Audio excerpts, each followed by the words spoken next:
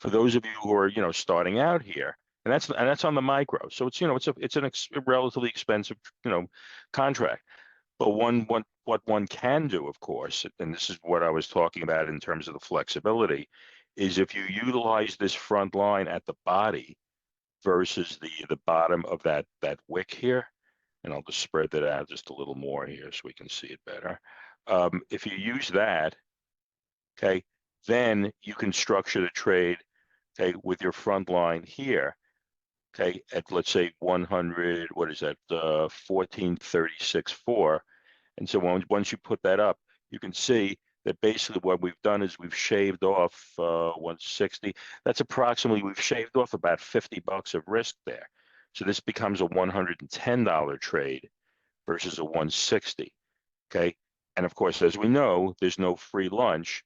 And the cost here is essentially an opportunity cost, because what's going to go on here is right in here. Let me just change the color on that. So right in there, there's no man's land here. This is where you're going to miss out on the trade if price comes up into this region and then spins around and then starts heading down. So right here, that's your cost. But your cost here is not a dollar cost, it's an opportunity cost. Okay. And again, the same way I showed you on gold, okay, right here I used the entire length of that that base candle here.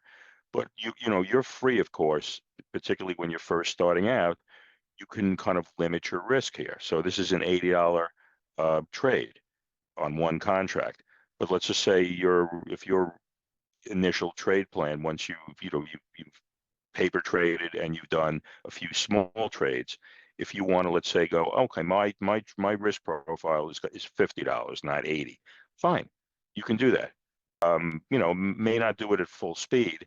So in other words, if I'm, let's say, using that $300 number, I might just put on a trade of, let's say, 100 or 150 bucks. And that's the other cool thing about using the micro contracts, because the micro contracts give you the flexibility to do that.